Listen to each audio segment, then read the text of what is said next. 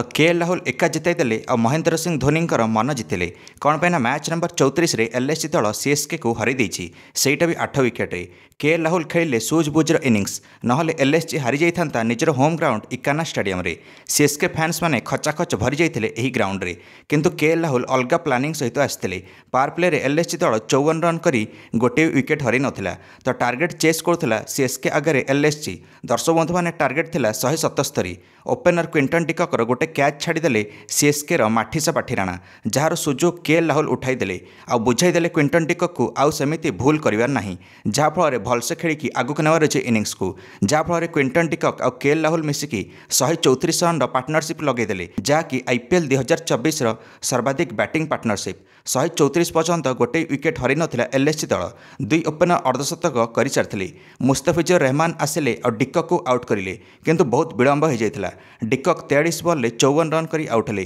किंतु KL Rahul innings को आगक आहरी नेले 53 बॉल 82 रन कर आउट हेले केएल राहुल 3टा छक्का 9टा चौका मारी सारी आ निजको ऑरेंज कैप तालिकार भी आनीने केएल राहुल 4 नंबर स्थान में सर्वाधिक अर्धशतक रेकर्ड भी करदे आईपीएल विकेट कीपर उपर केएल राहुल 25 अर्धशतक आसीगला केएल राहुल को बैट्रु एणिक केएल राहुल को गोटे मुस्किल कैच धरी रविंद्र जडेजा आउट कले नहले केएल राहुल आउट ही होनथिले सेतବେଳେ किंतु 17 बॉल 16 रन दरकार थिला सीएसके हाथरू मैच टी खसी जाइथिला निकोलस पुरान और मार्कस स्टोइनिस आसिकी मैच जिताईदेले गोटे ओवर बाकी थाउ थाउ एलएसजी 8 विकेट रे जीतीगला सीएसके ठारू बर्तमान एलएसजी दल 5 नंबर रे पळै आसिला 8 अंक सहित एणिक सीएसके दल 3 नंबर रे सीएसके निज घरई ग्राउंड रे 3टारू 3टा मैच जीती जाइछि किंतु निज घर बाहर 4टारू 3टा हारिछि सेठी सीएसके को चिंता घारिलानी किंतु मैच सरिला परे एमएस धोनी को केएल राहुल देखा करिले सेटा भी निजर टोपी खोलिकी आज भी केएल राहुल निज माही भाई प्रति सम्मान दे कथा होउचंती माही भाई शाबाशी देले केएल राहुल को कैप्टेनसी और बैटिंग पई